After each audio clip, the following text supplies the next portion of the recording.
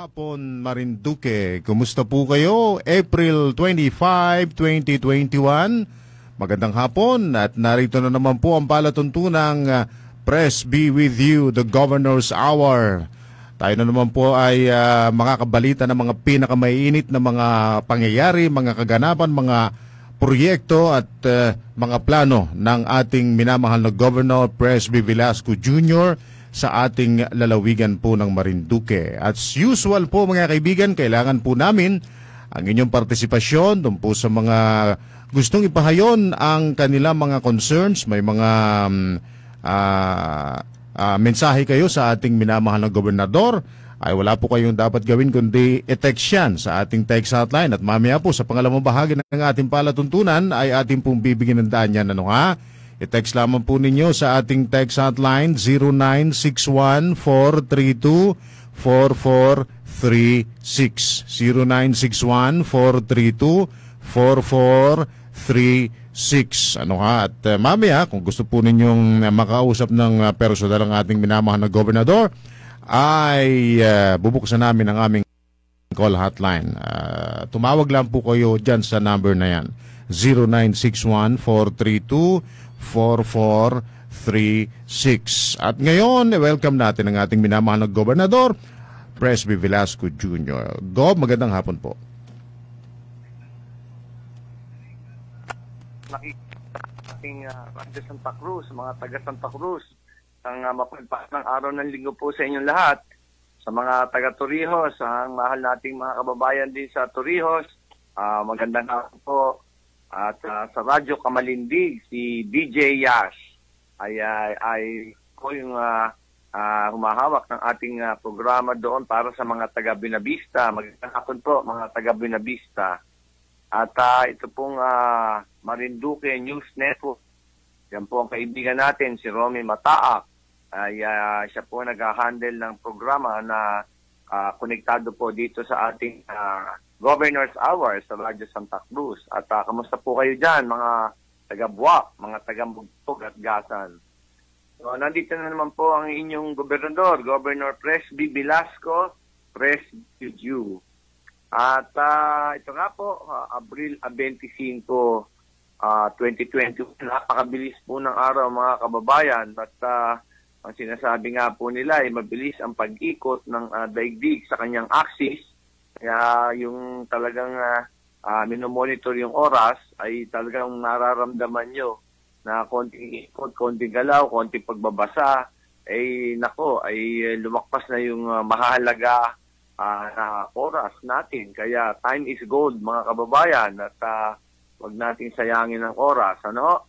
So ito nga po ang report ng inyong gobernador at nung Abril 19 po ay nakipagkita po tayo kaya sa DBM Secretary, no? Secretary Wendell Abisado. At tinake up nga po yung mga proyekto at programa nating tungkol po dan sa LGSF. Ano po, yan po may pondo para po sa Local Government Support Fund. At yung ating pong hindi napasama sa 2021 national budget ay yan po isang pwedeng makunan ng mga proyekto na lalo po yung mga very urgent, ano po, yung talagang kailangan malunasan, dyan po natin sinusumite. At sinabi niya nga po na may panahon pa rin, hanggang Hunyo pa po ang submit, maihabol. Kaya yung ating po mga barangay captain, ano po, municipal mayors, ay meron pa po tayong bintana para upuwang para makapag-submit ng mga napaka-importante at talagang kailangan magawang mga proyekto. Ano ho? As usual ho, ay kailangan ho natin may program of works. Kung makukumpleto pa ho yung detailed estimates, detailed engineering design, napakagaling ho. Kasi ho, ang ganyang local government support fund, ang gusto nila ay kumpleto yung dokumento. Ano? Yung mga barangay captains, sinasabihan po natin, hindi ko basta ordinaryong resolution lang ang kailangan isumite. Kumpleto ho ng mga dokumento, mas mabuti ho. Kasi pinag-aaralan ho nila yung sa taas eh. At yung hinihingi yung budget ay pinag-aaralan din. So, tinitignan din ho nila, more important po yung mga bill of materials. Ano po, doon nila madaling makita yung kung okay ho yung halaga na nilagay nyo doon sa proyekto, no?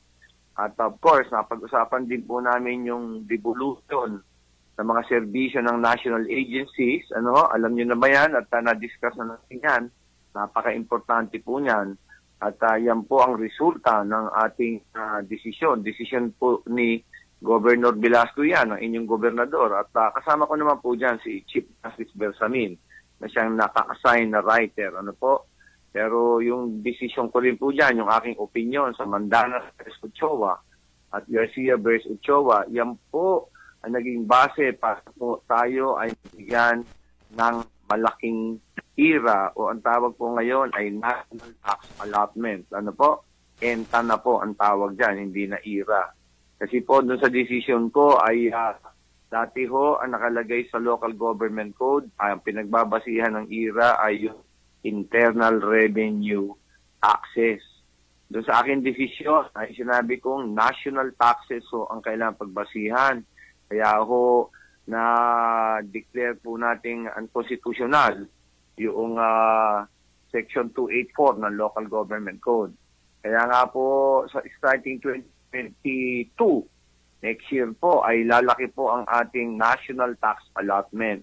Yung pera po binibigay sa mga local government units at alam po ng mga provincial governments, 50% po doon sa ating probinsya, 34% po doon sa munisipyo, at 20% naman po doon sa ating barangay. Ano ho? So, ayan ho, di-discuss namin sa Tuesday din po yan at nag-discuss kami ni Secretary Abisado at sa Tuesday daw po ay i-discuss na talaga yung National Committee na po yan ng devolution at po tayo sa Section 17 ng Local Government Code ng mga serbisyo at programa at proyekto na ibababa ng mga national agencies. Ibig sabihin, mga kanya-kanyang department po yan, dami hong department. Lalakas po ang ating local government units, magbibigyan po sila ng power at saka authority to implement itong ating mga proyekto at programa na dati po ay nasa mga national agencies at kadalasan po ay pinapatupad yan sa mga regional offices tapos ibinababa nila sa kanilang provincial offices. So starting 2022 po, lalaki po ang pondo at may kaakibat naman po mga serbisyo na ibababa. So yun po ang ating babalangkasin. Ito po sa atin lahat yan. At nagkaroon din po ako ng interview dito sa DCWB at ang pinag-usapan po namin ay ano po natin mapapaigting o mapapaganda ang mga estratehiya laban dito sa COVID-19. Ano po? At yun na nga po ay sinabi po natin na hiniling po natin sa IATF. Ako po bilang National President ng lahat ng gobernador sa Pilipinas ay sinabi ko po na kailangan ituloy yung authority ng mga local government units na gumamit ng antigen test ano po sa mga ating mga bisita o mga kababayan na gustong pumasok. Ano po? Pero ang resolution po dyan na 101 ng IATF, basta po foreign tourist or traveler ay kailangan po PCR. Ano po? Yun din po mga OFWs at saka yung returning non-OFWs. Ano po? Yung mga ibang galing po sa ibang bansa na meron pong business o mga official na gagawin, RT-PCR po ang required sa kanila. Later on po, yung mga ating pong mga non-APORs at LSIs ay kailangan na po sila mag-antigen test. Ano po? Pero dahil po may travel ban po tayo hanggang April 30 ay hindi pa po magsisimula yan. Iintayin pa rin po natin itong mangyayari after April 30 dahil yung ating pong NCR Plus ay naka-MECQ. No? So, yan po ang sinabi natin at meron pa pong isang issue kami diniscuss. Yung mga OFWs po ay hindi na 14 days quarantine sa Metro Manila o kung saan lungsod sila bumaba mula sa paglipad. Ano po? At sa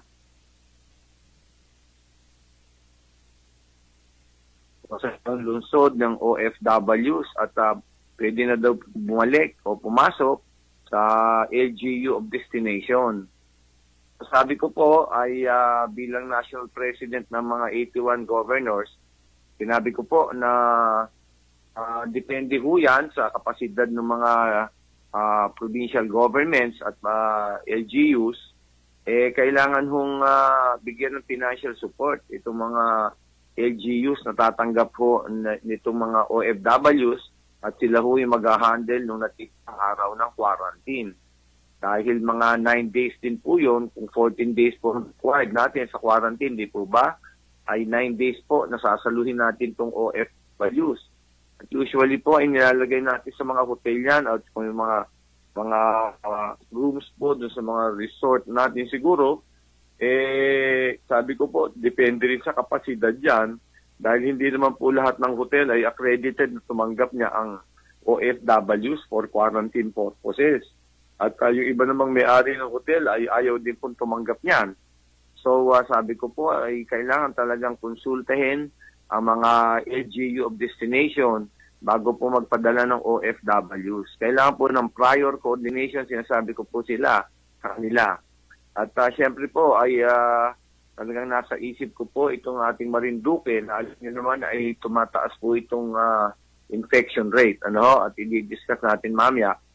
Yun po ang aking sinusog na posisyon ng League of Provinces of the Philippines, mga liga ng mga gobernador. Kailangan pong konsultihin muna yung LG of destination, sabihin kung sino yung darating at kailan darating. At saka pa lang tayo magbibigay ng travel coordination permit sa kanila. At pangalawa po ay bago tayo tumanggap ay kailangan tayo bigyan ng financial support. Kailangan po tayo mabigyan ng pera dahil po talaga naman sa budget po natin, naka-allocate na po sa mga programa at proyekto natin yan. Alam niyo naman yung proseso dyan ay nagdadaan pa sa nagawa ng AIP, tapos yung Provincial Development Council, tapos ang gano'n panlalawigan pa, lahat po yan dadaan dyan. Nakakasana po lahat yan. Ito additional burden po ito. Pangalawa po yung natatakot din tayo, ang agam tayo na po yan, na baka lalo makadami sa mga infected cases natin or persons. Talaga pong kailangan bigyan ng otoridad o power ang ating mga LGUs na mag-approve ng mga papasok. So yan po ang kinalabasan namin patungkol sa OFWs. Nakausap din po natin yung Regional Director ng TESDA, si Manny Wong, at bisita po natin siya. Kasama po yung ating official head ng TESDA, si Zoraida Amper. At napag-usapan po natin yung trainers to the barrios. Gusto po natin yung mga trainers ay dahil sa barrio. So pumayag naman po si RD Manny Wong at pinaliwanag ko kung ano yung mga pangangailangan, anong kailangan. At binigyan ko po ng diin na kailangan po natin ng training at skills development para sa ating mga kabaryo. At kailangan maghanda na rin po tayo sa pag-open ng ating lalawigan para sa turismo at sa negosyo. Alam niyo naman po magtatayo ng economic zone at kailangan po natin marurunong ang ating mga kabaryo at kababayan para po matanggap sa trabaho o maging mga employee po doon sa mga executive positions po dyan sa kanya-kanyang kumpanya at napakadami po ng opportunity. So maaga pa po ay piniprepara na po natin itong ating mga kababayan sa eventual na pagbubukas ng economic zone. At alam naman po natin, mga turista din po ay dadagsa dyan. Kailangan din po tayong aming serbisyong ibibigay sa kanila. At nakaplano na po at umpisahan expansion ng Gasan Airport na gagawin nating international airport. Para dumami ang ating mga turista, kailangan po maturuan ng ating mga kabaryo at kababayan sa mga pwede pong ma-hire sa mga services bibigay sa ating mga turista. At noong April 22 po, Earth Day, at nagbigay po ako ng mensahe patungkol sa protection.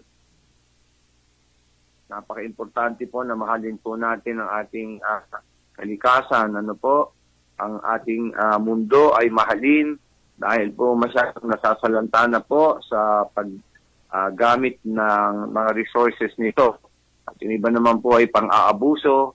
So talaga pong sinabi natin na it's about time na tutukang mabuti ito, yung mga greenhouse emission, yung mga ating mga gases na nakakapagpasama ng klima, kaya po may climate change, kaya po may super typhoons, mga excessive flooding ay dahil po sa kayaan ng ating mga kababayan at mga ibang mga citizens po sa ibang bansa. Yan po ay importante na po matutukan. At sinabi din po natin doon yung zero waste management, mga kababayan, ay wag po kayo masyado magtapon ng mga basura na at dapat po zero waste tayo. Kumari ho ay gamitin talaga yung reuse. At huwag na po tayo magtapon. Tayo po ay wala pang sanitary landfill at tinatrabaho pa po natin yan. Hirap po tayo din ng sanitary landfill. Ang dami pong requirements So, pansamantala po, nakakabuti naman po sa ating kalikasan na huwag tayong basta magtatapon ng mga basura. Yung plastic po ay ipunin sa mga kanya-kanyang baryo sa MRFs para maibenta po natin at ang hindi po makapinsala sa ating kalikasan. Center at napaka-importante po niyan dahil yung public-private participation, ayan po, partnership, ayan po ay napaka-importante at hindi naman po kaya lahat ng resources ng national government pati po ng local government na yung malalaking proyekto ay kanyang pupondohan. Alam niyo naman po mga kababayan ay limitado rin po ang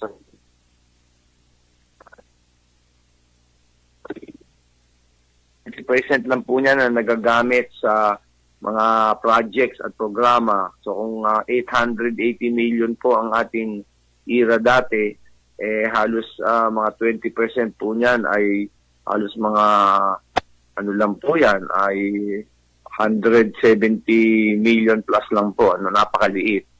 So nga po ay importanteng meron po tayong mga investors na papasok at magkakaroon po tayo ng joint venture. Ano po?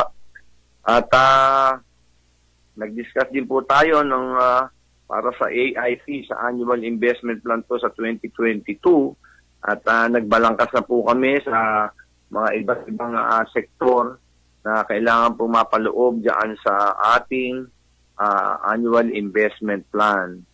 At nandiyan po yung mga social, economic, institutional at infrastructure sectors na napaka-importante po sa ating lalawigan at actually, pangalawang beses na po itong nire-review at pinag-aaralan po natin paano po ang mga proyekto talaga na makakatulong sa ating mga kababayan, lalo na po dito sa pandemya na to. Ano po?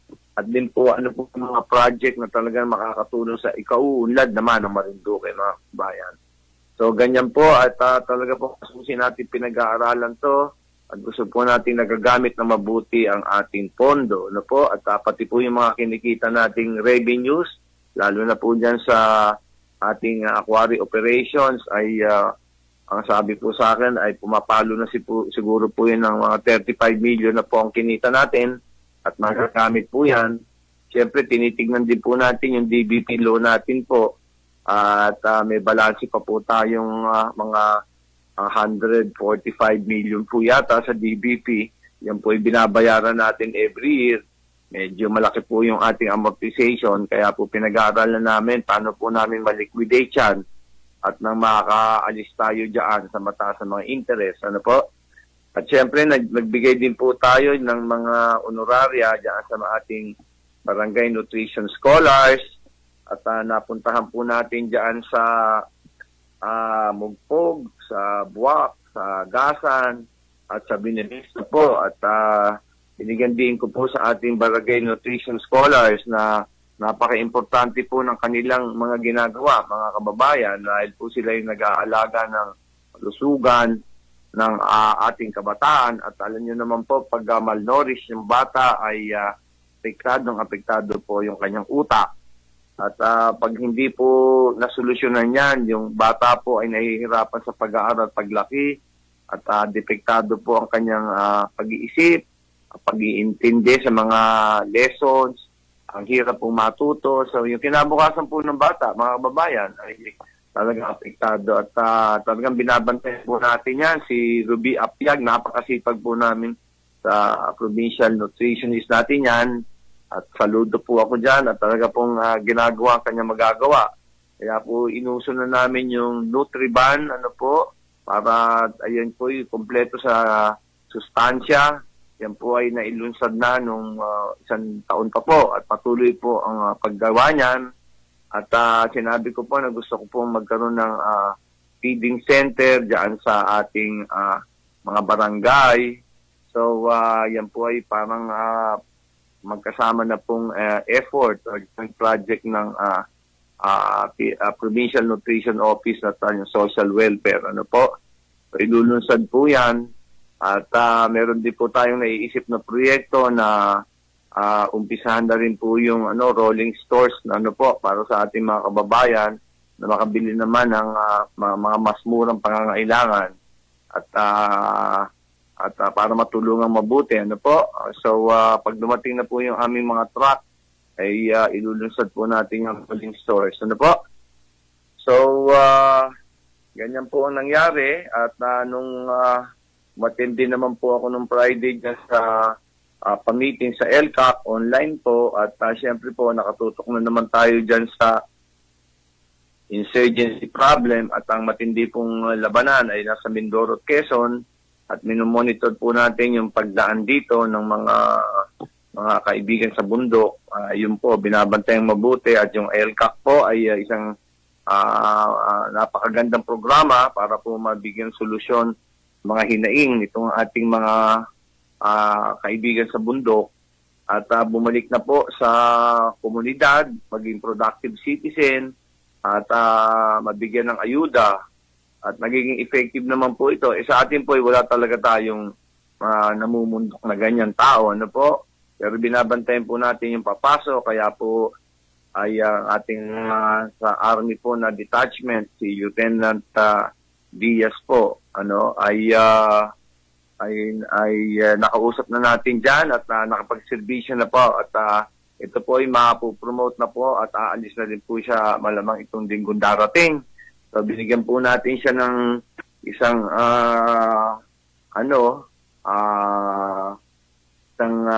event para sa in his honor. In honor naman natin siya po.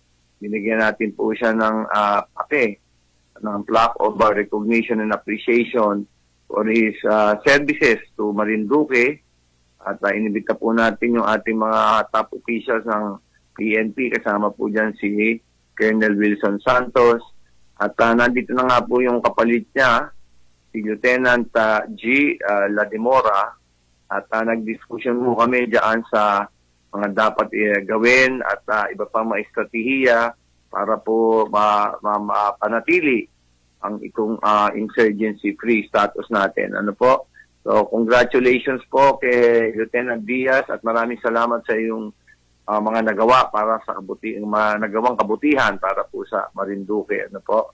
So, ayan po. At, ganun nga po mga babayan, may mga nakuusap din tayong leaders po sa mga taga Santa Cruz, yan sa inyo.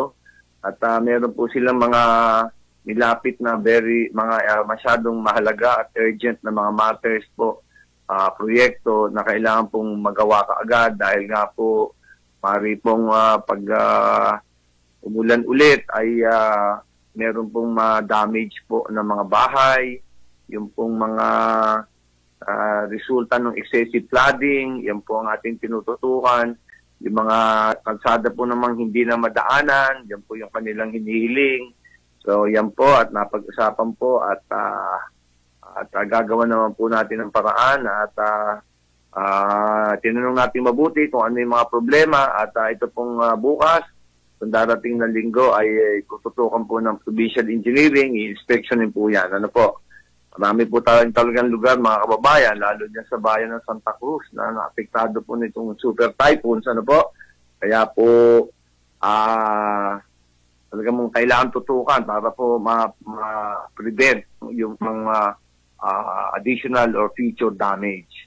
At meron po kaming naayos na assistance sa mga nasalunta po noong mga bagyo po. Ano po? At inaayos na po namin yan. Yung pong sa Quinta, Caroli at Ulysses. Ano po? Yung mga napinsala dyan ay kinukuha na po yung lista ng mga na-damage at meron po tayong ayudang ibibigay. Opo. At patungkol naman po sa isang ating barangay official na sumakabilang buhay, ano po, hindi naman po ito COVID, ay hinihiling ko po ang inyong panalangin kay Kagawad Jonathan Labatete ng Bokbok, Mugpog, Marinduque, ano po, at siya po ay isang tunay na barangay official na sobra pong matulungin at talaga pong sa kanya po ay gusto niyang nasa ayos ang mga nangyayari sa kanyang baryo at sa bayan. Kaya po siya ay nagtatrabaho rin ng todo na wala namang iniintay na kapalit. Talaga pong isang pinagpipitagan nating barangay official, ito pong si Jonathan Labatete. Kaya po tayo ay humihiling ng inyong panalangin at para sa kanyang pagkanlong ng Panginoon sa kanyang kaluluwa. At nakikidalamhati po tayo kay Weng na kanyang may bahay at yung kanyang anak na babae ay pinapahatid po natin ng madubdob na dalamhati sa kanyang pag-alis sa mundo na to at talaga pong malaking kawalan dahil napakagaling po nitong ating kagawad na ito, Jonathan Labatete. Maraming salamat po sa mga nagawa mo sa amin. At patungkol naman po sa ating mga COVID-19 sa ating lalawigan, mga kababayan, noong April 22, nagkaroon tayo ng 5 bagong kaso. At nito lang po, as of today, may 8 na bagong kaso na naman po tayo. Ang total po natin na infected cases, confirmed cases ay 356 na po. Kaya po mga kababayan, nakita nyo po, ay nag-travel ban po tayo, ay nakikita po natin talaga na mabilis ang infection sa atin din. Sinabing ko po, approximately mga 12% po itong nangyari simula po noong March 20 hanggang ngayon. Ganyan po ang infection rate natin at medyo mataas, kaya nababahala po tayo. Mahusay naman po ang pag-handle at paggamot ng ating mga municipal health officers. Ano po? Ang active cases naman po ay 15, sa Buwak po ay 5, sa Mugpog po ay 5, sa Santa Cruz po ay 4, sa Torrijos po ay 1. Ang total recoveries po natin ay 322. Ang ating pong COVID-related deaths ay 18 po. Ano po? So, medyo may agam-agam po tayo at base po dun sa mga namatay at yung mga severe cases po ay kadalasan po ay mga senior citizens ang nadamay. Ano po, at yung may mga sakit, yung may comorbidities. Kaya po dyan yung may mga symptoms, so i-report nyo kaagad, hindi nyo pwede pa walang bahala yan no? At nalalaman dyan na yun na nga ho yung may mga simptomas ng ubo kasi yan ang madaling makita kung may COVID, yung sa baga ho, sa lungs, ano ho. At saka ho nawawala ng smell at saka panlasa, yan na ho yun Yan yung mga senyales at napakadali ho namang malaman niya kung may COVID yung nasa bahay nyo o sa workplace Ang sabi nga ho, kumuha lang kayo isang papel at lagyan nyo na yung epicacent oil o white flower, at pag hindi naaamoy yun, malamang yun, positive at pauwiin nyo na at masubject na ho sa RT-PCR, So, isang tinitignan nating sitwasyon ay mga mass gathering. Alam nyo naman po, MGCQ tayo, so allowed po hanggang 50%. Ano po? Pero po dito sa Santa Cruz ay alam kong GCQ sila, inaprubahan po yan ng Regional IATF. So, in general po, yung mass gathering ay prohibited. Ano ho? Pero na lang talaga po doon sa mga talagang critical na government activities, yan po, o kaya yun sa religious activities na ina-allow po yan, yung misa, pero ano po yan, limitado, iba-iba po, pero merong 30% po, merong 50%, depende po sa LGU, kinukonsulta, ano po. So ito pong mga lamayan, nananawagan din ako sa mga barangay captains, BEHERT, ay mga municipal mayors, ano ho, pa-implement nyo ho itong wearing of face mask, face shield, at saka physical distancing. Kasi po nakikita po namin dito sa lamayan medyo nagkakaroon ng transmission. Sa mass gathering ho, mag-ingat po kayo. Diyan po yung isang nakikita na pinagsisimulan ng mga bagong infection. Ano?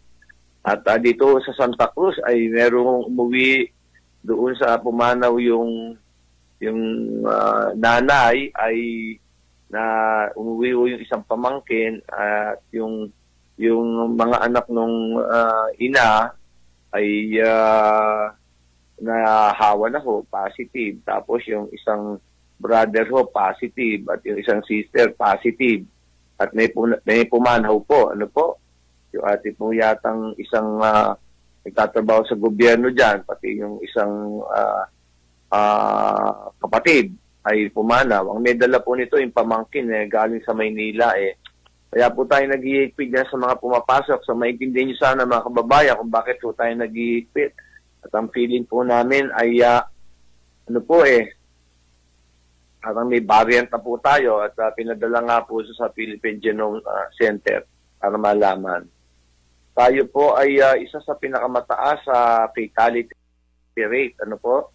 Sa dami ng namatay at base po doon sa number of infected persons, mataas po yung fatality rate natin.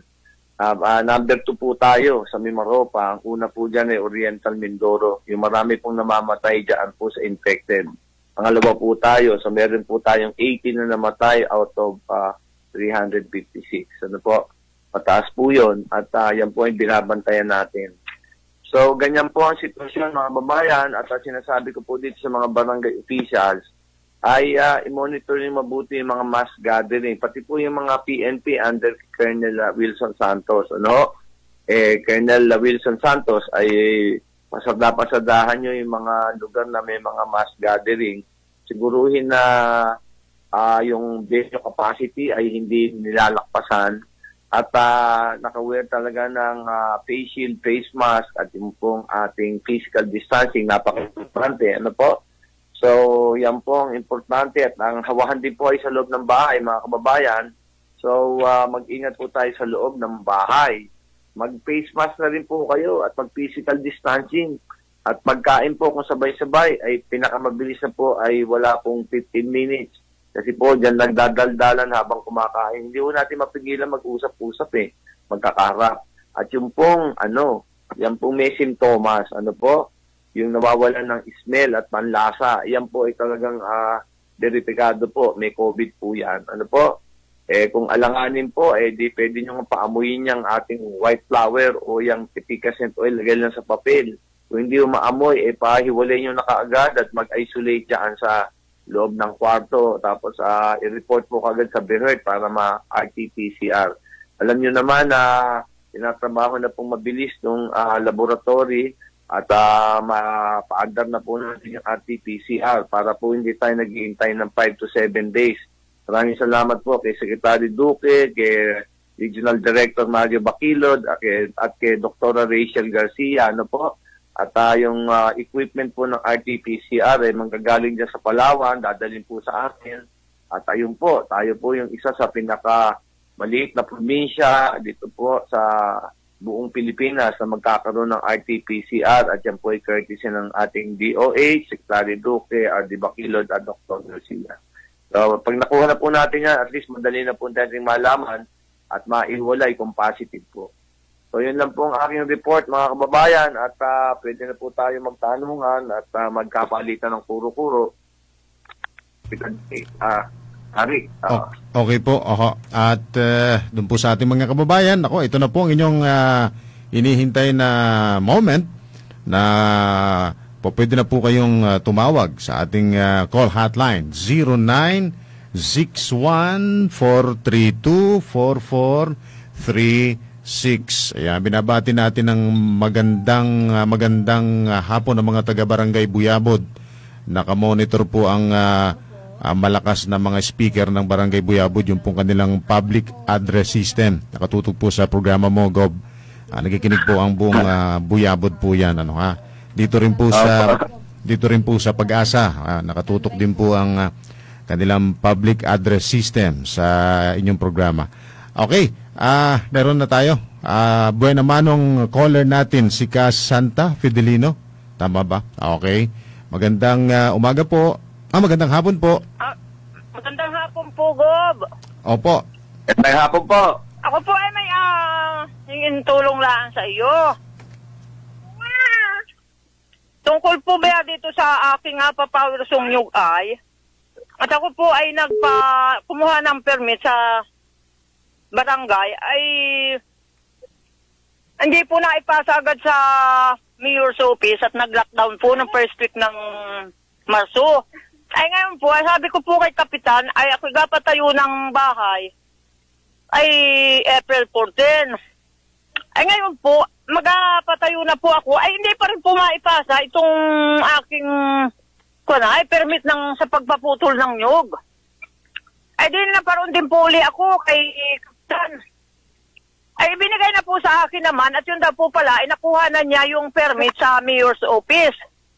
Ay kami raw po ang magadala dyan sa Buwak, sa PCA, para raw po ma-inspeksyon itong aputulin. Ay ngayon po, ako po ay senior citizen, hindi po ako makapaglakad. Ay ang inahingi ko lang pong tulong ay yung, kung pwede po sana, ay paparinihin na lang po yung inspeksyon para po ma-inspeksyon yung aking papawerso. At yun po talaga hazard dito sa aking katayo ng bahay. Yung po nga ng dalawa ay pinaputol na po sa puthaw. At yung po sabi ni Kapitan sa akin na paputol na po. At talaga pong yun ang katayo ng bahay. Yung pong dalawang pinutol ng puthaw. Opo. At anyway, ay ngayon po, ang ibig ko lang po sabihin ay yung ang inahingi ko pong tulong sa iyo ay yung kung pwede po sana ay paparinihin na lang po yung inspeksyon at naari po naman yung requirements na sa akin. Hindi lang po naipasa nga ni sa opisina ng PCA at ganun po nga niya ang sitwasyon na GCQ din ni Santa Cruz. Ay senior pa po ako.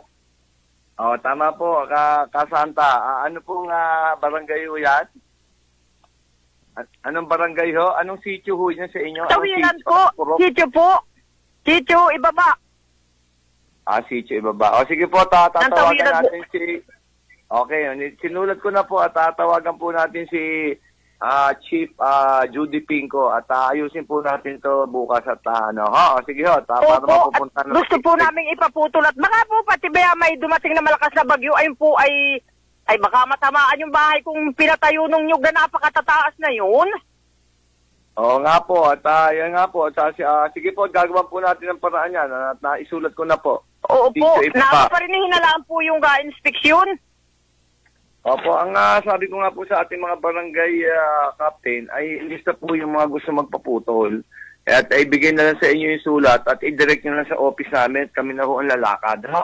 At anyway, yan para sa inyo, Kasanta, ay papupuntahin natin ng inspector din. Sige ho, at sinulat ko na yung pangalan nyo at saka yung address. Okay ho, ito. Opo, sige, salamat po. Ingat po. Okay po, Kasanta. Magandang hapon po. Okay, salamat. Text question po galing sa ating listener. Gob, magandang hapon. Tanong ko lamang po kung kailan po abigay yung loan na mga registered farmers. May mga ATM na po kaso hindi pa po inalamanan. Anong loan ho ito? Aalamin ho kay Arman Pedregal, yung ating agriculturist. Ano ho? Dahil sa farmers ho ito baka doon sa Department of Agriculture ho ito, papalo up ko ho. Hindi naman ho ito yung loan assistance venture Kasi ho, ang nakalagay lang dito ay yung registered farmers. Ano? Saan lugar ba ho ito kaya? Hindi po nabanggit, Gob, kung saan lugar. Medyo kulang sa detalye. Di bale, papatignan ko kay agriculturist Arman Pedregal at matignan ko anong problema. Sige ho. Okay po. Meron tayong caller pa rin. Gusto magtanong. Magandang, si Marilyn Perlas ng Banahaw. Okay, magandang hapon po, ma'am. Magandang hapon po. Opo, nasa kabilang linya po si Governor. Okay po. Sige po, Marilyn. Magandang po. Sige, ano ang maitutulong? Magandang hapon po, Gob. Opo. Kang Gob, ako po yung natawag sa inyo noong opera po ng Cataratas. Gob. Ay, umalis na po ako last Friday kasi nahihirapan na po talaga ako, Gob. Opo, ano po ang umalis na po kayo sa naka-schedule na po ako last sa Martes po. Kasi hirap po talaga ako, Gob. Ay, ngayon po, mabalik na po kami ng Huwebes po, Dok. Ay, Gob, kasi na ang hirap po naman din sa Maynila po, Mandi. Nandito lang po kami sa bahay. Papunta lang po sa clinic. Pauwi na rin po kami. Ay, dito sa po, Dok. Makasuwi po kami sa Huwebes po. Sige Namamatay lang po kasi ng asawa ko last March. Dok, ay wala pong tao sa amin. Ay kakalungkot naman po. Kasama ko po yung aking alalay, Gob. Ano pangalan nun? Nung alalay mo? Marilyn Raminto po. Dalawa lang po kami. Marilyn Raminto? Marilyn Perlas at Marilyn Raminto po. Raminto.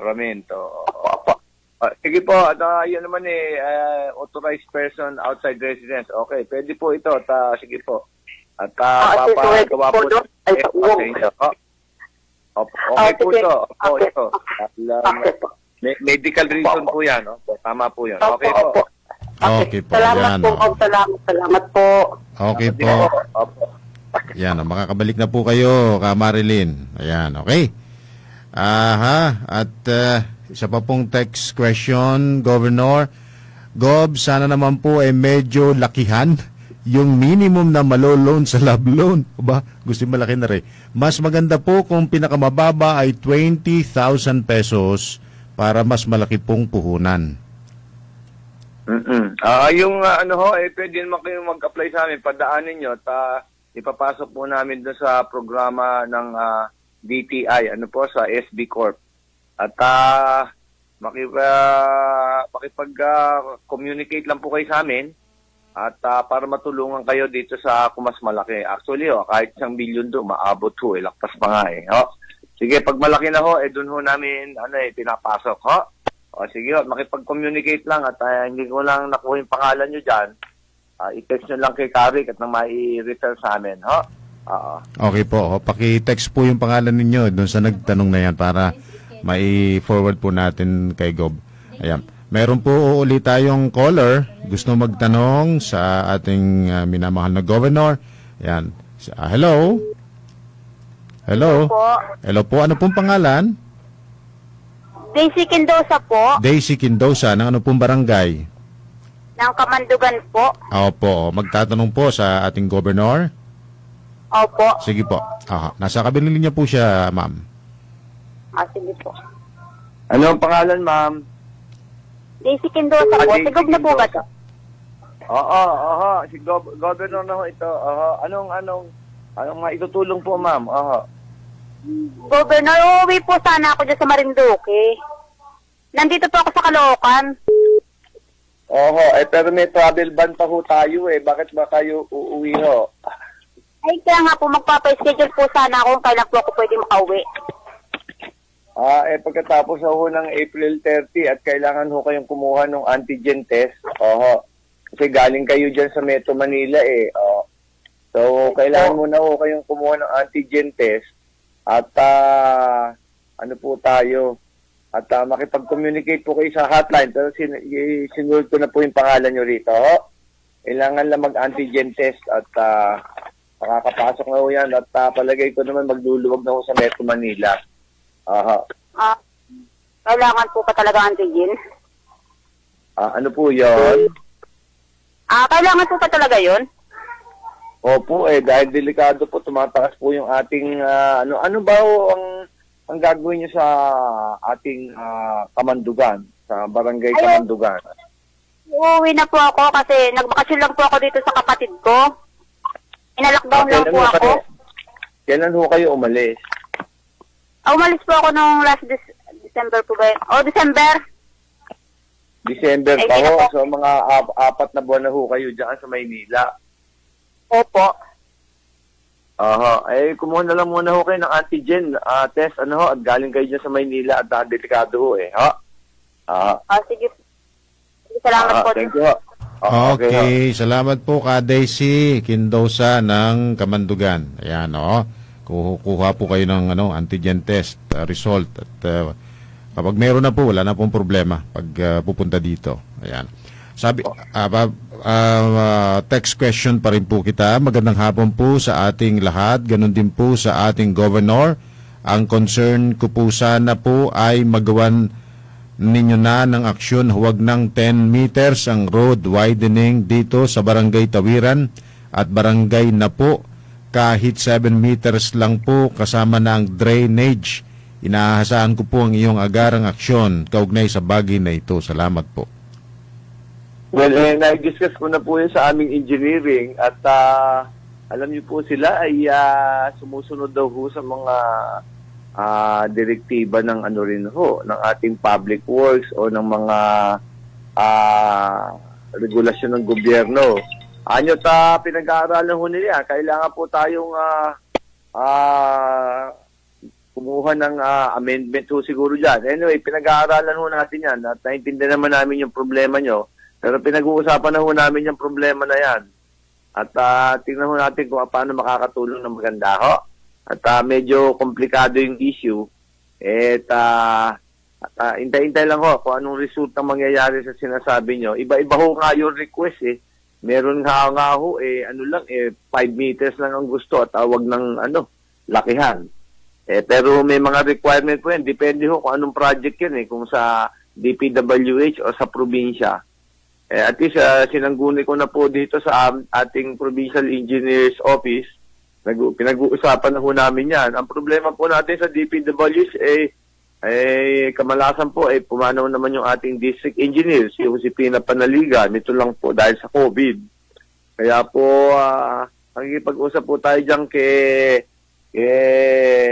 acting assistant district engineer Evelyn Portoliano. Sige po, mag-intay-intay. Antabay lang po kayo at talaga pong diniscuss na po namin yan. Opo. Okay po. Isa pa pong text question, Gob. Magandang hapon po, Governor. Sana naman po mayroon ng EENT doctor diyan po sa ating Marinduque Provincial Hospital para hindi na po kami lumuwas ng Lucena. Sige po, ay kakausapin ko po si Dr. Sarata na siya pong ating Chief of Hospital at malalaman niyo po at nakakakuha na po kami ng doktor. Magandang balita nga po. Nito lang nakarang linggo may bagong doktor na naman tayong nakuha. Pero sa request niyo na ENT doctor, sasabihin ko po kay Dr. Saratan. Ano po? Sige po, salamat po sa request niyo po. Okay po. Ayan, okay. Isa pang caller kita bago ang mga text questions.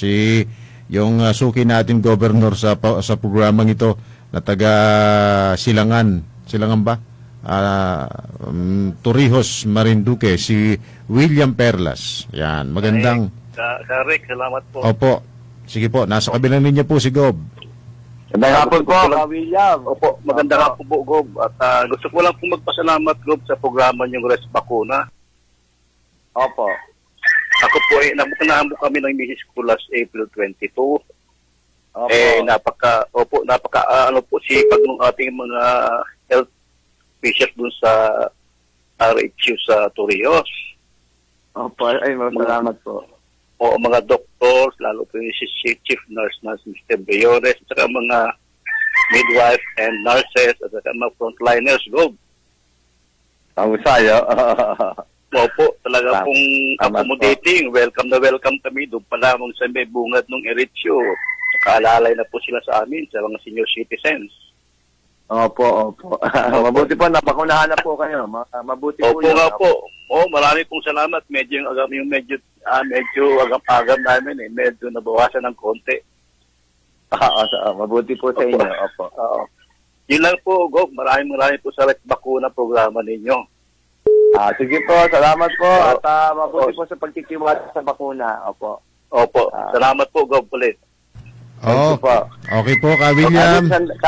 Katik, sandali. Yung Sige po. sasabihin ko pala dun sa report sa bakuna, hindi ko nasabi kanina, nakatanggap na po tayo ng 6,800 na Sinovac at 800 na AstraZeneca. At yung pong sa AstraZeneca, nagamit na pong lahat yan sa 808 na tao at iniintay po yung second dose. Ano po? At dito sa Sinovac po ay nagamit na rin po lahat yan. Doon sa health workers po ay 2,780 na po ang nabakunahan. Pero yung 620 po ay nag-iintay pa po at hindi makapag-decide. Sa senior citizens po ay 28,985 po ito. Ang nabakunahan na po ay 1,326. So ang babakunahan pa po sa senior citizen ay umigit kumurang 27,659. At sasabihin ko lang po sa ating mga kababayan ay medyo natatakot pa po yung ibang magpabakuna. Ang sinasabi po dyan, kung ano po yung available na bakuna ay gamitin na po. At yan naman po ay nagdaan na po sa FDA. Ano po? At alam nyo naman po, pag nabakunahan na, ito po ang findings ng mga eksperto na halos 100% po ay nakakapag-prevent ng death. Ano po? At kung nabakunahan naman ay 50 to 95% ay mild. So kung kahit po kayo ma-infect ay mild lang. At malaki yung protection, wag na ho kayo mag-intay kung ano pang bakuna mas magaling. Kasi mas mabuti na yung may available na bakuna kaysa mag-intay pa kayo kung iniisip nyo mas magaling, lalo hong delikado para sa inyo. At yung mga nabakuna ng Sinovac, wag ho kayo mabahala na lumakpas ng 2 weeks yung interval. May findings na po na kahit umabot ng 4 weeks po yung pagitan, yung sa second dose, lalong gumagaling daw ho ang epekto, mas effective po ng 70%.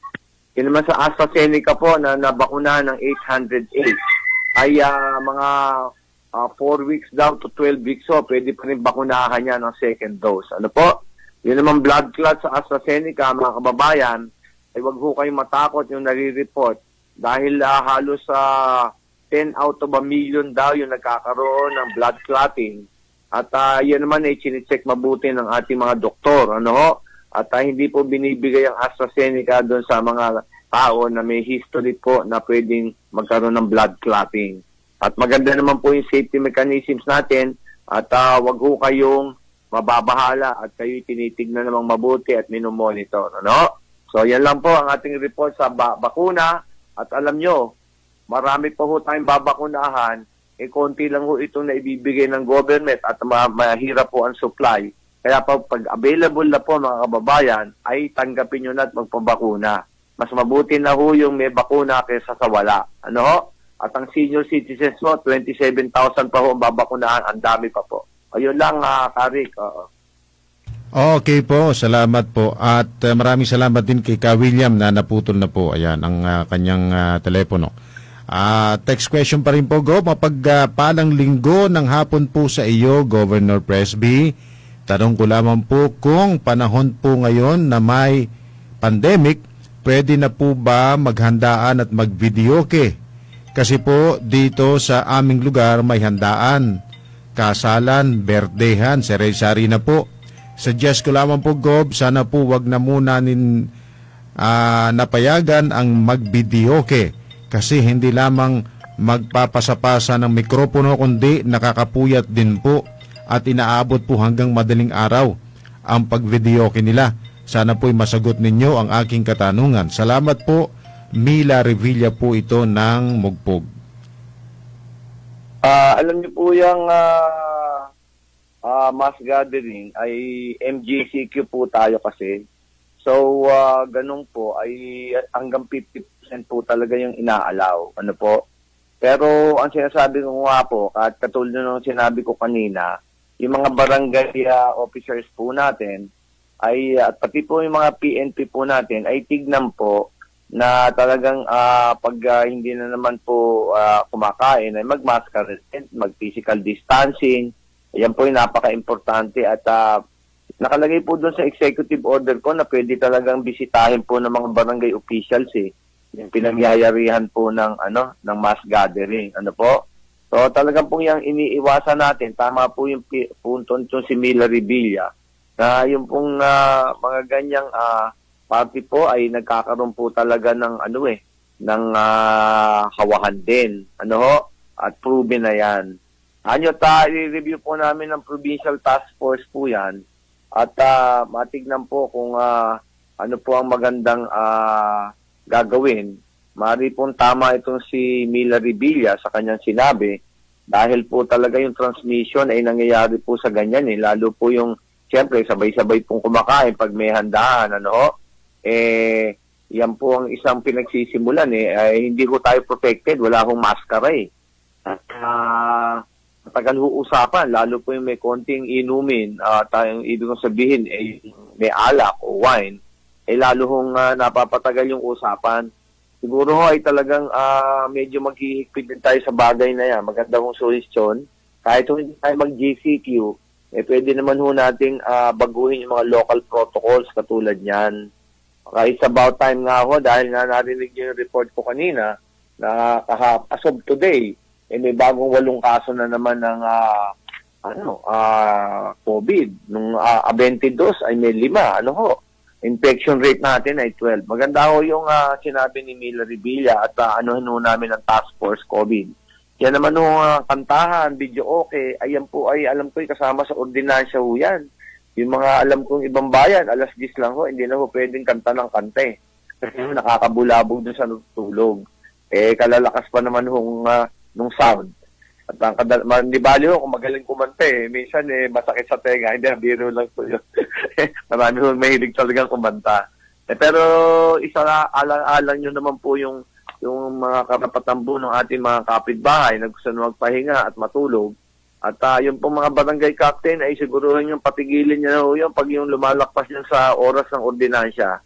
At kasapin po natin yung mga municipal mayors patungkol dyan at kung wala po silang ordinansya ay maglabas na po yung mga sangguniang bayan. Sige po, maraming salamat po Mila Revilla ng Mugpog. Maganda po yung suggestion niyo. Okay po.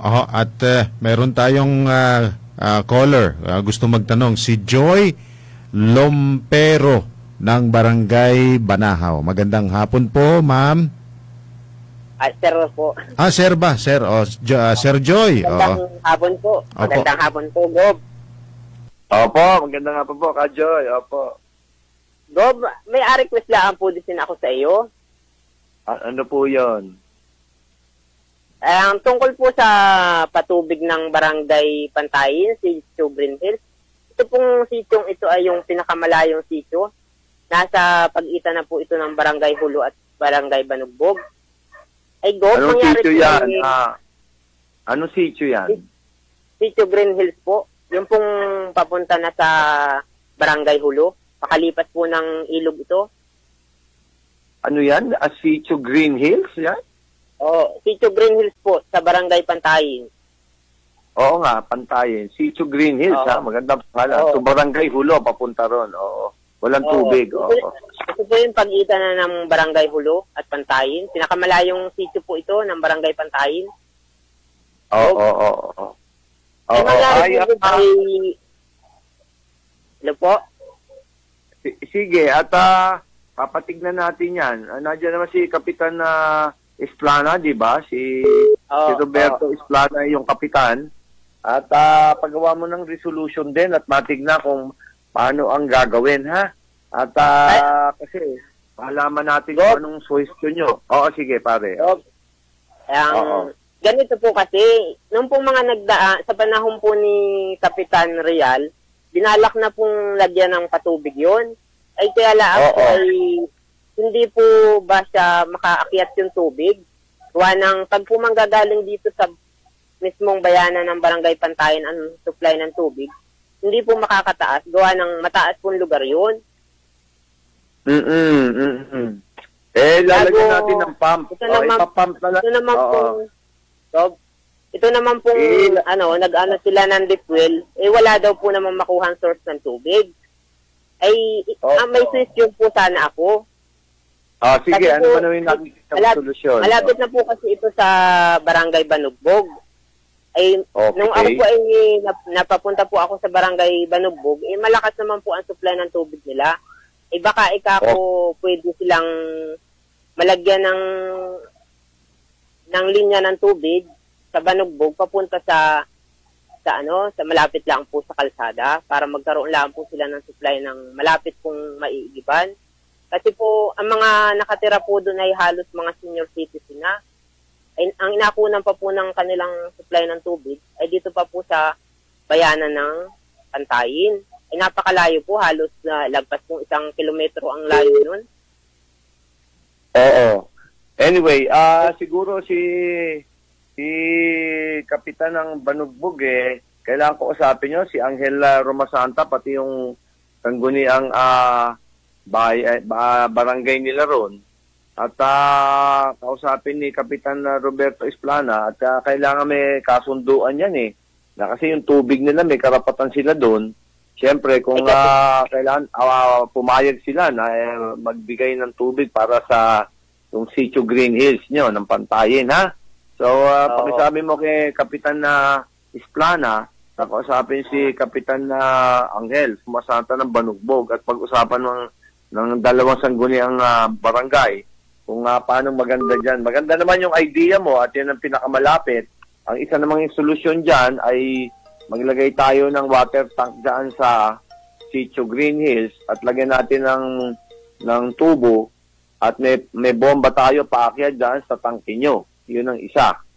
O kung isa, papayag si Kapitan Angel Romasanta at sa kanyang sangguniang barangay, ay pwede rin yun. Kaya yung pangalawang possible na solusyon ay mag-usap muna yung dalawang barangay captain at makita kung paano gagawa ng solusyon, ha? Okay, nadinig mo, Sir Joy. Okay. Ayan. Okay, nawala na rin si Sir Joy. Okay, thank you. Salamat po. Siguro nadinig naman niya po yung binanggit mo. Okay, text question pa rin po, Gob. Tanong ko lamang po, yung sa dagdag puhunan, yung tig 5,000 pesos. Tagal na po namin na-evaluate, lagpas na pong 1 buwan. Sabi po may voucher na daw, pero hanggang ngayon ay wala pa rin pong ina-release. Sana po ma-release na para magamit namin. Sige po, at bukas lang ay tututukan po sino kaya yung nag-apply na yun para malungkat. Oo nga po. May binigay bang pangalan? Wala pong binigay. Actually, pinababili siya po ito talaga at gusto ko maibigay kaagad yung ating tulong na pera. Ang dami lang 4,000 pa yung nakapending. Pero hindi ho, pinapa-expedite ko, pinapa-overtime ko na nga ho Sige ho, pibilisan ho natin yung release para makatulong po. Opo. Okay po. Sa pa pong text question, Gob, magandang hapon po sa mahal naming gobernador. May pakiusap po sana ako na ipagbawal ang open pipe na tambutso ng motorsiklo. Napakaingay po lalo na sa gabi. Marami pong pasaway po dini sa lugar ng Daikitin, dini po sa Buena Vista sa gabi. Panay lakad po ng lakad, wala pong face mask. Wag na pong mabanggit yung pangalan at number ko, Gob. Salamat po. Sige po, at kausapin po natin yung chief ng PNP po dyan at mapatignan po at bawal po naman yung ganyang open pipe po. Talagang maingay ho yan at masakit sa tenga at mabigat naman doon sa mga nagpapahinga. At hayaan nyo at papaalam din natin sa mga barangay officials, at Nandiyan naman ho yata, sino bang ating ano dyan? Si Kapitan Manuel. Aha, yan, si Kapitan Manuel Rianzares. Sige ho, anuhan ho natin sa mga barangay officials patuparin mabuti yung ating ano dyan, yung ating mga health protocols at yung mga ganyan sa bagay na yan. At dyan naman ho sa LTO, HPG ay paaabot din po natin at para makapag-monitor nga sa kabuuan ng Marinduque rin. Ano po? Sige po at gagawan po natin ng paraan at sinulat na natin yan. Ano po? Okay po. Isa pa pong tanong, Gob, follow-up lang po namin ang water problem namin dito sa Barangay Tagum, Santa Cruz. Ilang buwan na pong nagtitiis sa mga mamamayan dito sa amin. Sana po magawan talaga ng paraan. Amin pong ipinaabot na ito sa iyo noong 1 linggo. Salamat po. Yun na nga po. Nakakausap ko naman po si Engineer Leal at alamin ko ulit bukas. So, yung tubig naman ay talaga pong problema. Alam po natin yan. Kaya nga po nandiyan yung ating Marinduque Water Supply Project at inuumpisa na po itong taon na yan eh. At 433 million po ang nilagay na pondo ni Speaker dyan. At para maayos na nga itong mga problema. At sinabi ko na po yan last week eh. Kaya yung kakausapin ko ulit. Yan tubig ho ay hindi rin kaagarang naayos kung depende ho sa problema. Ano ho? At minsan kailangan ng tubo, kailangan ng bomba. Yun medyo kita ho kaagad. Pero yung source of water, yan ho yung ating sinusolusyonan dito sa ating ini-implement ng water supply project. At sa mga taga Santa Cruz at Buwak, pareho kayong uunahin ho. At kaya talagang masusolusyonan na ho itong problema natin na sa pagsagawa nitong Marinduque Water Supply Project. Kung kailangan naman ho ng tubig, ay pwede ho tayo magpadala muna ng tangke ng tubig para ho may magamit po yung ating mga kababayan. Sige po, sinulat ko na rin po. Alam ko po, nasangguni ko na po yan kay Engineer Dialo po. Okay po, Gob. Isa pa pong tanong, Gob. Gob, pwede po bang, maaari po ba itong aking suggestion na bumili kayo ng bakuna ng Pfizer? Tapos, kami ang bibili sa pamalampang lalawigan ng Marinduque. Yung pong katulad namin na gusto na ang bakuna ay Pfizer. Opo, ay ganito po yung kasi lahat po yung nagdadaan sa national government. At problema ho rin talaga yung supply. Although may mga dumadating na po, kung naririnig nyo, yung Sputnik 5, meron dumarating, yung Sinovac, yung AstraZeneca, meron pa rin ho yan yung Sonovovax, darating daw ng third quarter. Ay, pag-aaralan po namin, itong Pfizer po ay mahirap kunin kasi yan ang supply po niyan limited na limited. At umaasa po tayo sa national government dahil po talaga sila yung nakikipag-usap ng malakihan. Ito pong mga brand na kanya-kanya ay mahirap po talagang basta bumili lang ng konti hindi rin ho ganun Kaya ho kasi kung mga maliliit na dami ng ganyang bakuna ay mahirap po makipag-usap niya sa mga manufacturer. Kaya pag-aaralan ho namin to, naiintindihan ho namin at mahusay itong Pfizer Ang alam ko ay may narating din na mga ganyang bakuna at magre-request ho kami sa DOH para yung may mga gusto ng bakuna na ganyan ay mabigyan at ma-vaccinate na Siguro yun ang pinakamagandang paraan. At sa NTF nagre-request naman ho kami. Kasama na lang ho namin sa request. Pero ganito ang sistema, mga kababayan, hindi ho tayo makapamili kung ano yung ibibigay sa atin Yun ho ang problema. So far, nabigay ho sa atin ay Sinovac at AstraZeneca. AstraZeneca ay naubos na. Mahusay din naman ho yun. Yung Sinovac naman ang feedback naman ay maayos din Pero siguro, paabot namin yung preference nyo. At sana ay mabigyan ho tayo, ibigyan nyo lang yung pangalan nyo at kailangan ho matignan at mapasama kayo din sa priority list. Yung pa isa hindi ho kami basta pwede magbenta ng ganyang binibigay ho ng DOH. Hindi ho Kung may kilala ho kayong private company na bibili niya, mas mabuti po doon nyo padaanin yung request nyo. Kasi po kami ay hindi ho kami basta hindi sumunod doon sa priority list yung grouping ho nung mga bibigyan. So ganun ang sistema. Pero anyway, magre-request ho kami ng Pfizer din ho. At tingnan ho natin ho. Sige ho, salamat ho. Okay po. May caller tayo, si Julie Siena ng Buena Vista. Okay, magandang hapon po, ma'am. Magandang hapon din po. Opo, nasa kabilang linya po si Gob. May tanong po kayo? Sige po, kasi Julie. Hello po, Ano po ang problema? Apo. Paano po yung maawi? Gusto po nang umuwi ang asawa ko. Saka yung kapatid po. Taling nasa Pinas po sila ngayon. Oho, at kapatid, oho. Sa mga nakatirin dati? Nagpunta po sila nung March time, hindi po nila nagugustuhan yung trabaho po nila doon, gusto na pong umuwi. Ganun ho. Oho. Hintayin muna ho natin itong, itong travel ban natin ng Abril 30, ho. At, kailangan pa talagang magpa-antigen. Kahit po may gitaan silang isang buwan dun. Paano po yung po ang regulasyon po natin dahil nga po medyo, mataas po ang infection rate Oho. At, di ba, yun ho ang regulasyon natin, ma'am O yun ho ang regulasyon natin. At sa ngayon po, ganun. Dahil po talagang delikado. Oho.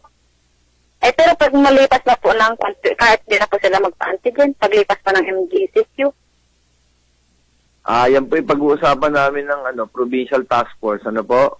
At alamin po natin kung magbabago po tayo ng position. Kasi po, kailangan nating maisip po na talagang ang dami ho nakakapagpasok ng COVID-19 at ang lakas ho ng hawahan Kaya ho kami takot Narinig nyo kanina, kahapon lang 8 tao na infected.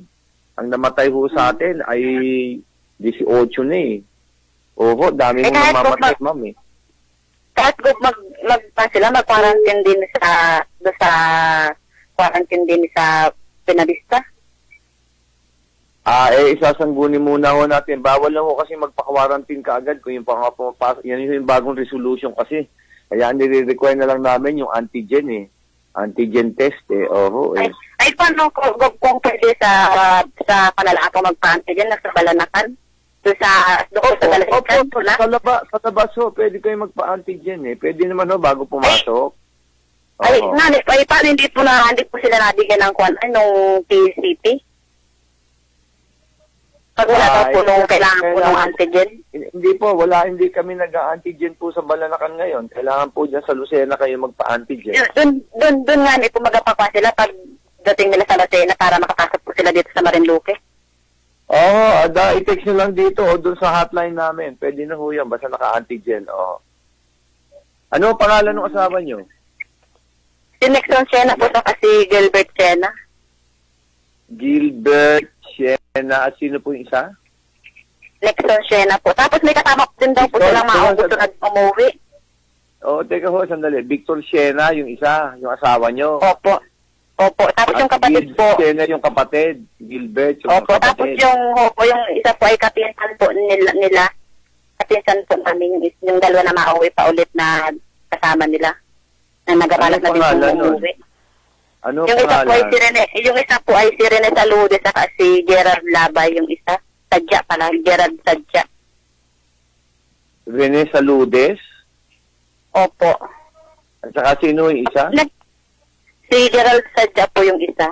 Kasama po sila doon sa trabaho nila ngayon. Gerald Sadya? Opo. Nakailang pa-follow-up na po kami nung PCP na. Magpa-antigen na lang ho.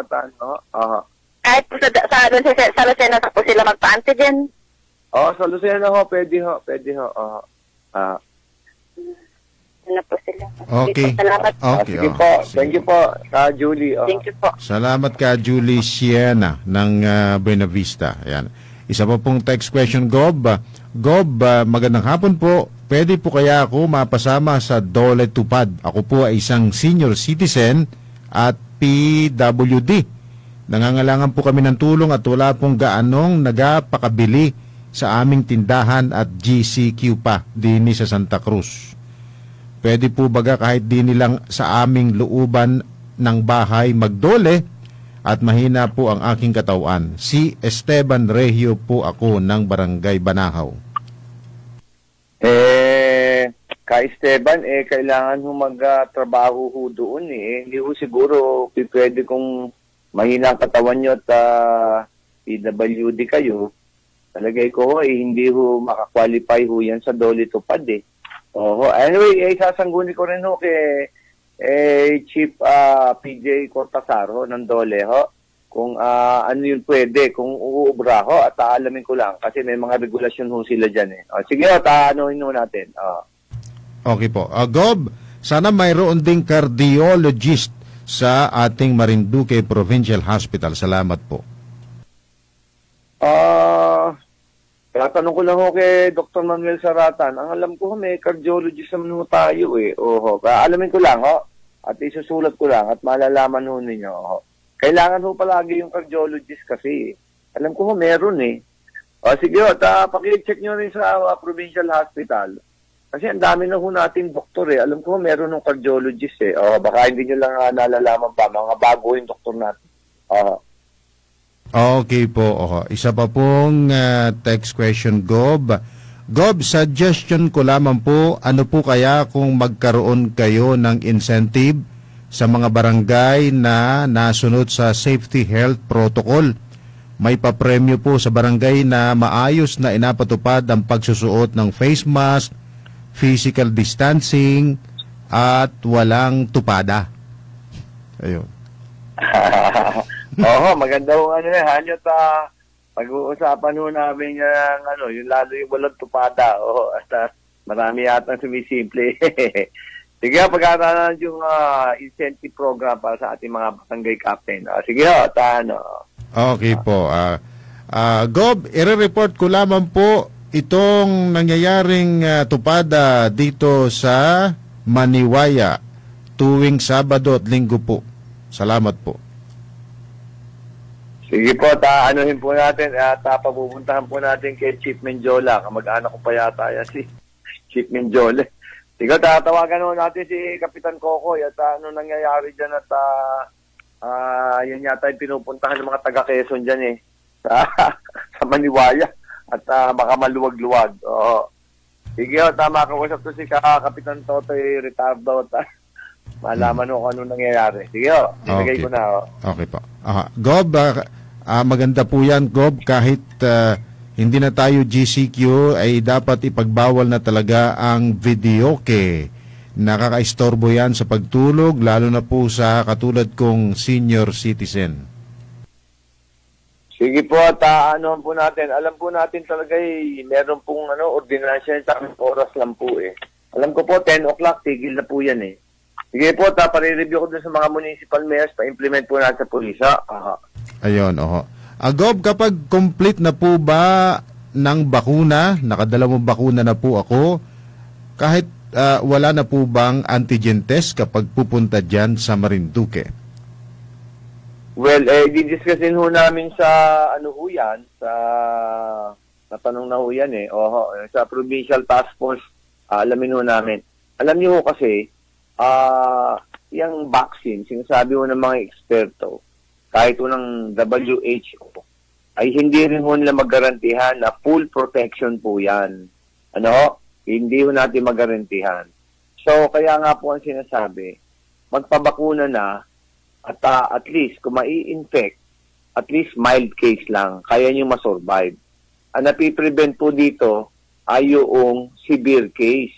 Kung nabakuna kayo, malaki ang chance nyo na hindi kayo mamamatay o talaga hindi lalala yung sakit nyo na dala niyang COVID-19. Pero ang finding ay hindi pa rin talaga kayo sigurado na hindi kayo mai-infect. Kaya itong antigen test ay sa tingin ko po ay kailangan pa rin ito kahit nabakunahan kayo. Yun Kahit nabakunahan na, kailangan pa rin mag-antigen kasi hindi ho ito 100% na hindi kayo mahahawa. Ganun ho yun. Palagay ko ho sa sitwasyon ho natin ngayon at tumataas ho, 12% ang ating infection rate. At ang taas po ng death rate natin ay kakailanganin pa rin po yung antigen test pagpapasok. Opo. Okay po. Isa pa pong text question, Gob. Gob, sana po ay mayroon pong anti-venom tayo sa bawat ospital sa Marinduque. Marami po ang namamatay na kababayan natin sa kagat ng ahas, lalo na po sa ahas na almoranin. Hindi na po nakakaabot sa magtatawak dahil sa layo ng bahay ng magtatawak. Opo, sasabihin ko po sa tatlong chief of hospital natin, kay Dr. Saratan, kay Dr. Bertuccio, at saka kay Dr. Oblipias, na magkaroon po ng ganyan. Pero ganito po, ang alam ko po dyan pag nakagat po ng ahas at alam yung malayo, kumuha po kayo ng kutsilyo at kailangan hong hiwaan yung kinagatan at kailangan hong ilabas ho yata yung dugo doon or maring sipsipin o ibuga at pero yun ang alam ko ho na pinaka-solusyon dyan para lumabas ho kaagad yung lason o venom ng ahas. But anyway, sige ho, papasabi ko na available ho itong anti-venom na gamot. Okay po, Gob. Sa pong text, magandang hapon po, Gob. Magatanong laan po sana if required ang antigen test bago manganak ang buntis. Baka naman po pwede na wag nang require yon dahil malaking bagay na po ang 1,350 para sa panganganak po. Kung maaari lamang po naman. Salamat po. Sa panahon po natin ngayon, although naiintindihan ko po yung kalagayan niya pero talaga pong yun na lang po yung nakikita naming protection natin para malaman kung sino yung infected. Yung pwede naman po kayo mag-apply sa amin sa social welfare at pwede ho namin kayong matulungan. So, tingin ko ay kailangan pa mag-antigen. At importante rin ho sa inyo, lalo sa mga buntis kailangan ho nating malaman na kung infected para maprotektan din ho yung sanggol. At pati ho yun infected din ho. So, mabuti na ho yung may antigen test. At kung talagang nangangailangan naman ng pondo, meron ho tayo dyan social welfare para sa mga nahihirapan o sa may hindi kaya. O ganun lang ho. Pero kailangan ho talaga yung antigen Okay po. Gob, sana po magkaroon ka po ng programa na libreng bahay at lute sa mga katulad kong naninirikan lamang sa lupa ng may lupa. Salamat po, Gob Presby. At meron naman ho tayong ganyan. Alam niyo yung nakausap natin yung Regional Director ng Department of Human Settlements and Urban Development. Nakausap ko yan, nagpunta ho dito. At sabi ko nga po, yung ating mga kababayan na walang bahay at lupa ay makagawa ng housing project. At nangako naman po yung Regional Director ng PHSUD, bagong departamento yan sa ating gobyerno, na magawa ho ng mga housing project para ho sa ating mga nahihirapan magkaroon ng sariling bahay at lupa. Opo, at pinaplano po namin yan at alam po natin na ibang kababayan natin ay nahihirapan po talaga at meron po talagang nandun sa mga danger zones lalo po yung mga ating nakatira na residente na po. Eventually, iba po galing sa ibang bayan kasi pero matagal na rin nanirahan dito, talaga pong pinaplano po namin yung housing project. Sige po, tinatrabaho po natin yan. Tinatrabaho po ng inyong gobernador at ni speaker. Opo. Okay po. Isa pa pong tanong, Gob. Magandang hapon po. Tulad rin po ng mga nabanggit na problema ng isang barangay din sa Buena Vista, kapag meron po na mga pagdiriwang katulad ng pag may birthday, okay lang po na magkaroon ng video. Kaso minsan po ay inaabot na ng hating gabi at nakakagambala na po. Kadalasan, ganun po ang sistema dito sa Barangay Kaigangan, Buena Vista. sana po ma-actionan ito ng barangay. Salamat po. Sige po, at kakausapin ko rin yung Chief of Police dyan sa Binavista para po naroronda-ronda ang lugar. Ano? At sige po, at makausap po yung kapitan dyan, si Kapitan Jonabet po yata yan, dito. Ano po? At bukas lang po at ano na po natin kay Jonabet dito, ng kapitan ng ng ating kaigangan. O, sige po, at sabi ko nga po, may ordinasya, mga 10 o'clock lang po yan, dapat wala na hong ganyan, nakantahan at nakakabulabog naman ho sa mga gusto ng matulog. Sige po. Okay po, isa pa pong text. Gob, sana po meron tayo dito sa Marinduque Provincial Hospital na X-ray machine para sa Turaco lumbar. Puro chest X-ray po kasing meron tayo dito sa atin.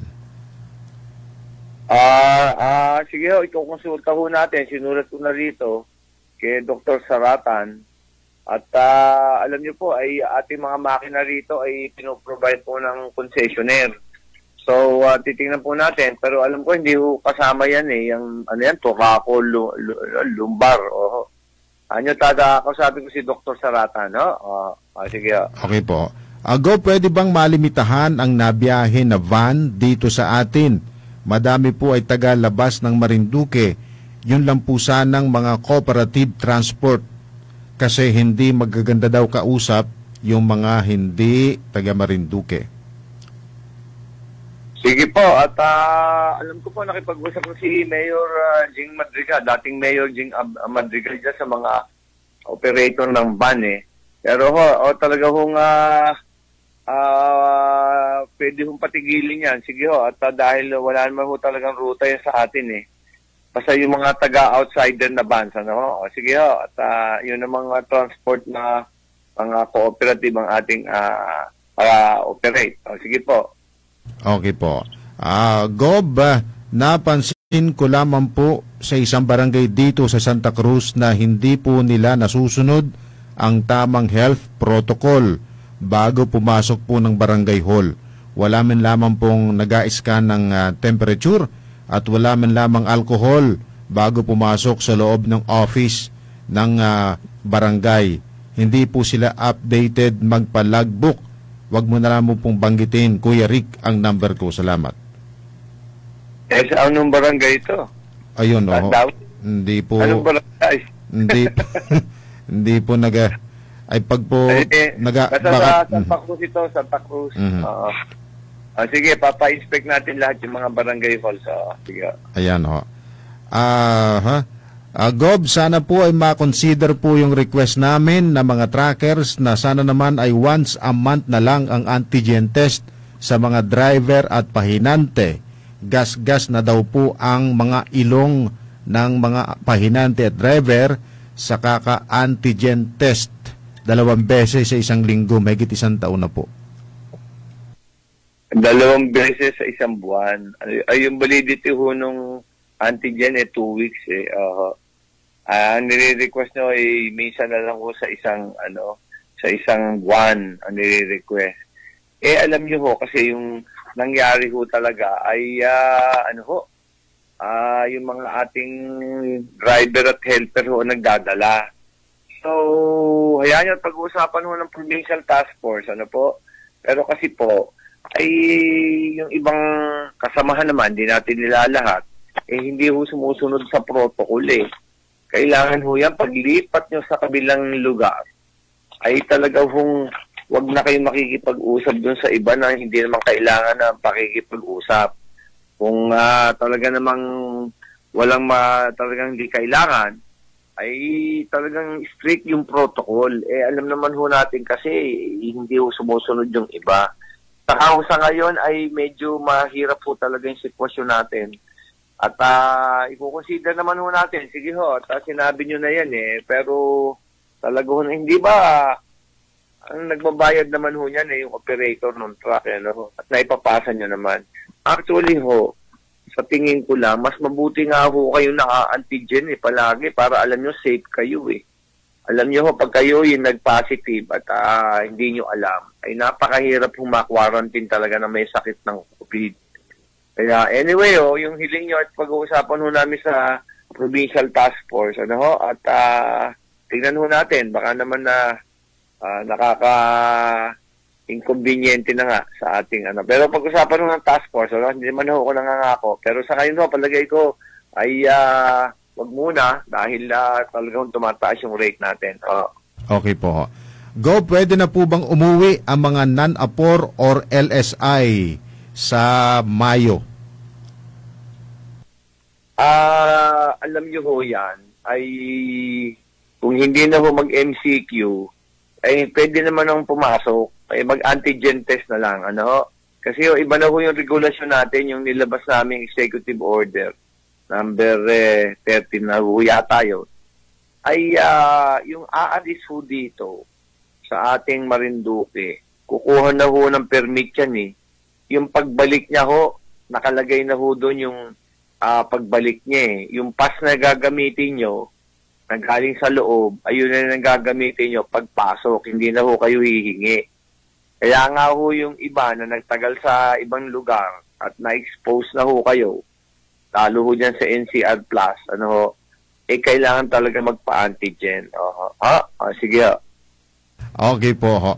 Meron pong isang nag-text dito, napakarami ng kanyang text, pero iisa yung kanyang tanong. Gob, ask ko lamang po kung kailan gagawin yung tulay na Marinduque to Catanawan, Quezon. Salamat po. Yan po ay nasa Regional Development Council So, talagang pinag-aaralang mabuti yan. Yan ay isang big project. At talagang pinag-aaralan lang mabuti at malaki ho ang halaga at mahirap din ho yung gawin So, pero yan po ang pinakagusto natin. So, maghintay-hintay lang ho kayo. At marami pa naman tayong malalaking project ho na ginagawa. Pero yan ho naman hindi naman natin titigilan. Kasi po nakikita namin na talagang kailangan po natin yan. Oras naman pong umano na yan, ay talaga pong makikita nyo na ang ating progreso. So, maghintay-hintay lang po tayo. Tinatrabaho naman po natin yan. At hintayin lang din natin yung mga sasabihin po ng NEDA at ng mga ating mga ahensya. Sige po. Okay po. Mga last 4 questions na lamang po tayo, Gob. Gob, okay. Sana po magkaroon na rin ang ating provincial hospital ng eye clinic na for operation sa mga mata, lalo na sa katarata. Mahirap kasi magbiyahe pa sa Lucena o Manila para doon pa magpa-opera sa mata, lalo na sa panahon ngayon ng pandemic. Salamat po. God bless, Gob. Sasabihin ko kay Dr. Saratan, pero alam niyo ho, meron na ho kaming pinaproject na ganyan. At yung lahat ho nung gustong magpa-opera ng katarata, ay magpalista ho kayo doon sa kapitan nyo para maisabit ho sa amin, para alam na namin na ganitong karami ho yung magpapa-extraction ng katarata at dadalhin ho namin yung mga doktor na gagawa niyan. So yung nagsasabi na gustong matanggal yung katarata ay magsabi na ho diyan sa inyong mga barangay captain. At pag naiayos na ho yan, ay dadating dito yung team, may kausap na ho kami. Ganyan ang gagawin natin. Kasi ho yan, mga nagtatanggal ng katarata ay kailangan ho pa yung magba-blood test para malaman ho kung hindi mataas yung sugar, ganyan ho. So may preparasyon ho. Sabihin nyo lang ho dyan ipalista na ho kayo mga kababayan, yung mga nakikinig, para sa sama-sama na ho yung extraction. Okay po. Isa pa pong tanong, Go, bakit po nag-confine ng pasyente ang Santa Cruz District Hospital kung infirmary ang kategory nito para po manding level 1 na po ito? Well, nagko-confine lang ho. Tinitignan mo ho yung kondisyon at kung ano naman ho, ang alam ko dyan nililipat na ho yan sa sa buwak ho. Yang kung talagang kailangan anong ibang klaseng medical treatment. So, pansamantala ho, ay inaano muna dyan. At mabilis naman ho mag-decide niya si Dr. Bertuccio. Mahusay ho yan Alam niya ho yung mga ginagawa dyan.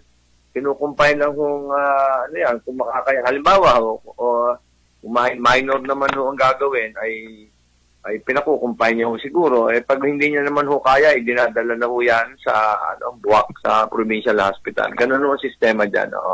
Okay po. Gob, magandang hapon po. Sana po ay payagan na makauwi kami mga LSI kasi po nawalan na po ako ng trabaho. Kaya gusto ko na pong umuwi. Magpapa-antigen na lamang po ako bago umuwi. Salamat po. Sige po, yung ating travel ba naman natin magtatapos sa April 30 Hindi mag-antigen lang ho kayo. Tayo lang naman ho nire-require namin na tsaka yung pagdating sa Balanacan, examinin lang ho kayo. Ayun ho, at pwede na ho. Sige ho, at antigen lang ho kayo. Okay po.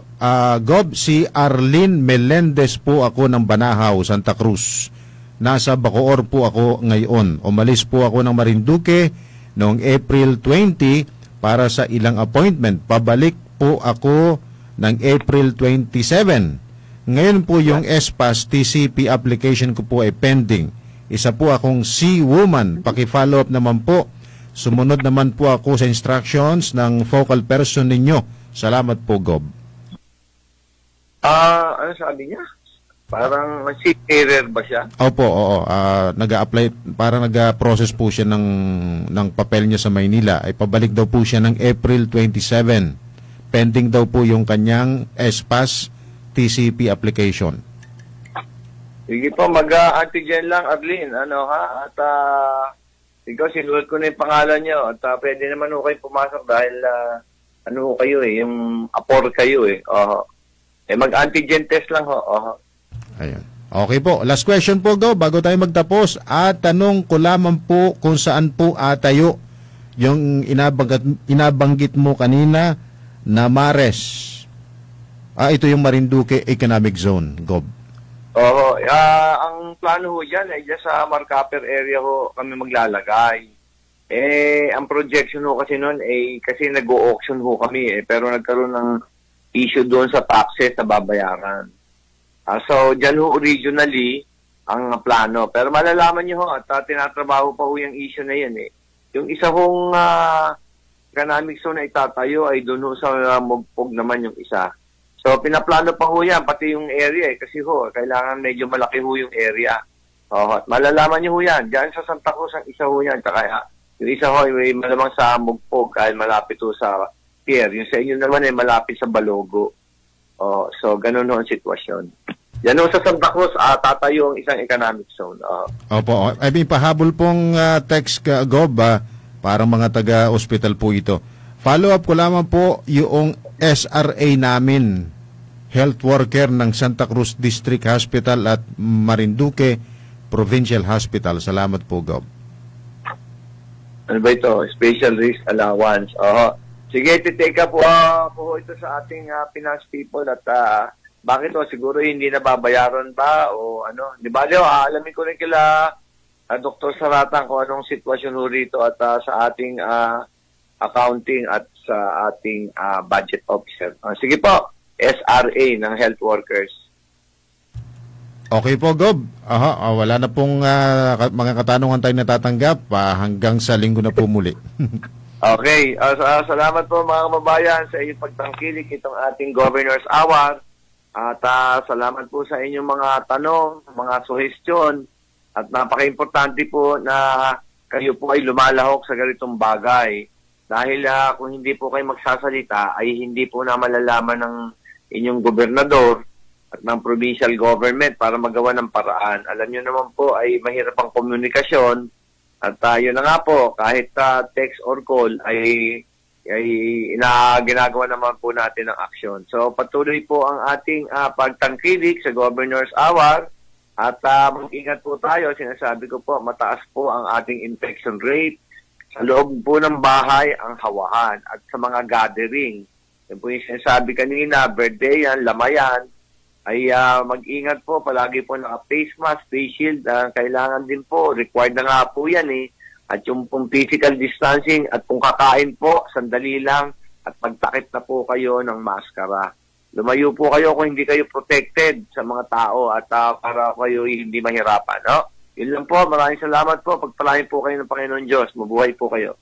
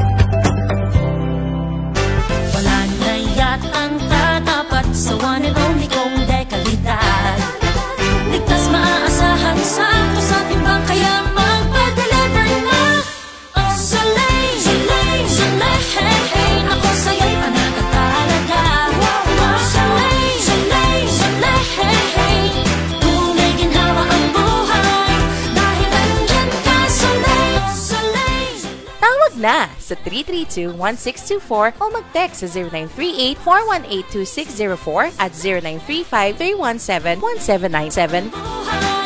Soleil, dapat lang safe and reliable.